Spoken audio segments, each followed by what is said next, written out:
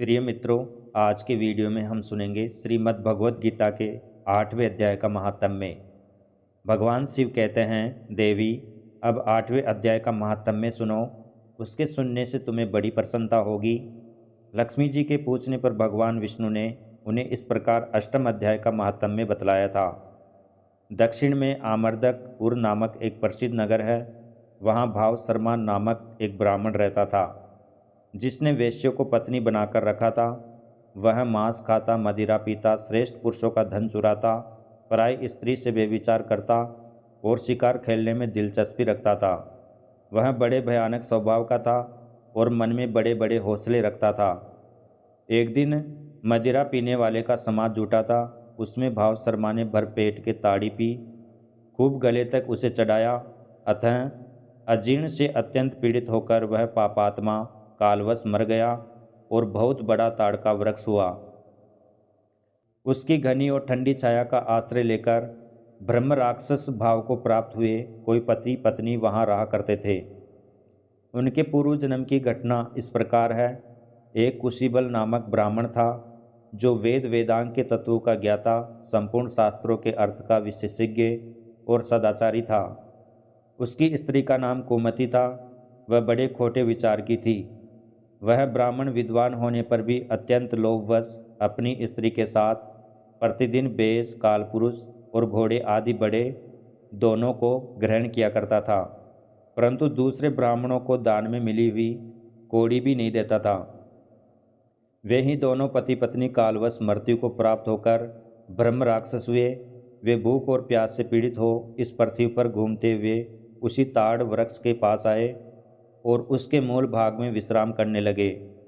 इसके बाद पत्नी ने पति से पूछा, नाथ, हम लोगों का यह महान दुख कैसे दूर होगा तथा इस ब्रह्म राक्षस योनि से किस प्रकार हम दोनों की मुक्ति होगी? तब उस ब्राह्मण ने कहा, ब्रह्म विद्या के उपदेश, अध्यात्म तत्व के विचार और कर्म विधि के ज्ञान बिना किस प्रकार संकट से छुटकारा मिल सकता है? यह सुनकर पत्नी ने पूछा, किम तद ब्रह्म, किम अध्यात्मम, किम क्रम पुरुषोत्तम। पुरुषोत्तम वह ब्रह्म क्या है, अध्यात्म क्या है और कर्म कौन सा है? उसकी पत्नी के इतना कहते ही जो आश्चर्य की घटना घटित हुई उसको सुनो। उपर्युक्त वाक्य गीता के 8वें अध्याय का आधा श्लोक था। उसके श्रवण से वह वृक्ष उस समय ताड़ के रूप को त्याग कर भाव शर्मा नामक ब्राह्मण हो गया। तत्काल ज्ञान होने से विशुद्ध चित्त होकर वह पाप के चोले से मुक्त हो गया तथा उस आधे श्लोक के ही महात्म्य से वे पति पत्नी भी मुक्त हो गए। उनके मुख से देवात ही 8वें अध्याय का आधा श्लोक निकल पड़ा था। तदंतर आकाश से एक दिव्य विमान आया और वे दोनों पति पत्नी उस विमान पर आरूढ़ होकर स्वर्ग लोक को चले गए। वहाँ का ये सारा वृतांत अत्यंत आश्चर्यजनक था।